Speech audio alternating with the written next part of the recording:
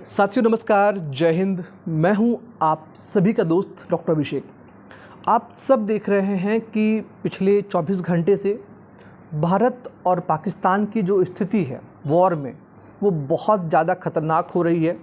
लगातार पाकिस्तान भारत पे अटैक करने का प्रयास कर रहा है, चाहे वो ड्रोन से हो, मिसाइलों से हो या घुसपैठ करने की हो। और भारतीय सेना लगातार पाकिस्तान की अटैक्स का मुंह तोड़ जवाब दे रही है और पाकिस्तान की लगभग हर एक साजिश विफल हो रही है। लेकिन पाकिस्तान जब भी वॉर की बात करता है तो उसके पास एक शब्द है कि हमारे पास परमाणु बम है और इसको हम यूज़ करने में एक भी मिनट नहीं लेंगे।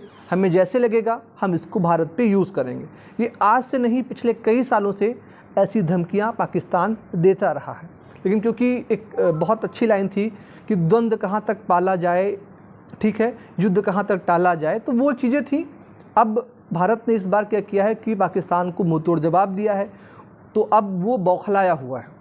इस बीच में अगर पाकिस्तान बौखलाहट में मानवता को शर्मसार करते हुए अगर परमाणु बम भारत पे अटैक करने की कोशिश करता है तो ये कोई आश्चर्य नहीं होगा, वो कर सकता है। तो आपको इस सिचुएशन में क्या करना है, आपको उससे कैसे बचना है, आज की इस वीडियो में हम बात करेंगे। सबसे पहले ये समझिए कि भारतीय जो सुरक्षा प्रणाली है, जो भारतीय एयर डिफेंस सिस्टम है, वो बहुत अच्छी है और लगातार वो पाकिस्तान के जो भी हमले हो रहे हैं उनको विफल कर दे रहा है। इसका मतलब ये है कि आपको बहुत अधिक डरने की ज़रूरत नहीं है। आप जो है सेफ़ जगह में है, सेफ़ कंट्री में है और कंट्री सेफ़ हाथों में है। अब बात आती है कि अगर किन्हीं कारणों से भारत पे पाकिस्तान परमाणु अटैक कर ही देता है तो उस सिचुएशन में एक आम नागरिक को क्या करना चाहिए। आज मैं आपको हर चीज़ बताऊंगा कि क्या करना चाहिए और क्या नहीं करना चाहिए। सबसे पहली चीज़ कि आपको पैनिक नहीं होना है, आपको घबराना नहीं है। आप जहाँ पे हैं चुपचाप सेफ स्थान पे रहें, आप सेफ रहेंगे। परमाणु बम जब गिरता है तो परमाणु बम से कहीं ज़्यादा खतरनाक होता है रेडिएशन, और ये रेडिएशन अटैक होने के 24 घंटे के बाद तक एटमॉस्फेयर में रहता है। यानी कि अगर आपके आसपास किसी एरिया में परमाणु बम गिरा है तो 24 घंटे तक आपको घर के अंदर बंकर्स में, बेसमेंट में ही रहना है। कोई भी ठंडी जगह है, आप वहाँ पर सेफ रहिए। पहली चीज़ क्या करनी है कि आपको घर से दूर भागने का प्रयास नहीं करना है। पर आपने कोविड जब अटैक आया तो लोग शहर से गाँव की तरफ गए, आप ये गलती बिल्कुल मत करिएगा। अगर आपके किसी भी 100-200 किलोमीटर की रेंज में परमाणु अटैक होता है तो आपको बिना घबराहट के जहाँ है वहीं छुप जाइए, ठीक है। ये मत सोचिएगा कि अटैक हो गया है, 2 घंटे हो गए, लाओ हम घर भाग जाएं, गांव भाग जाएं।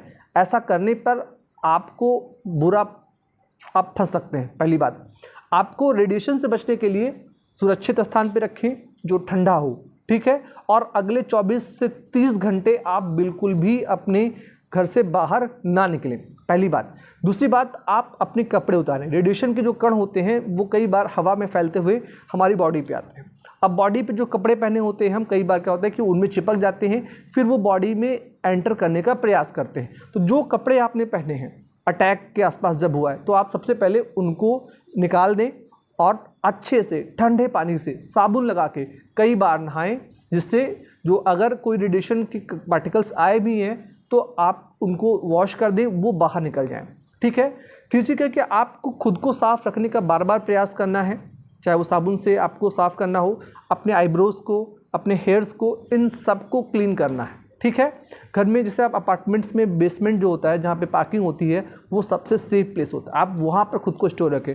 घरों को बंद रखें, जानवरों को दूर रखें अपने आप से, और जितने भी सीनियर सिटीजन्स हैं उनको भी आप मोटिवेट करते रहें कि वो जो है सेफ़ है और अगले कुछ ही घंटों में सरकार उनकी मदद करेगी, ठीक है।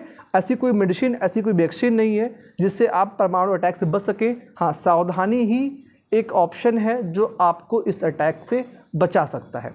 लास्ट टाइम आपने सुना होगा कि परमाणु अटैक जो हुआ था वो हिरोशिमा नागासाकी पे हुआ था, और जहाँ कुछ ही घंटों में, कुछ ही मिनट्स में, मानिए आप 80,000 से ज़्यादा लोगों के साथ में वो हुआ जिसकी उन्होंने कभी कल्पना नहीं की थी।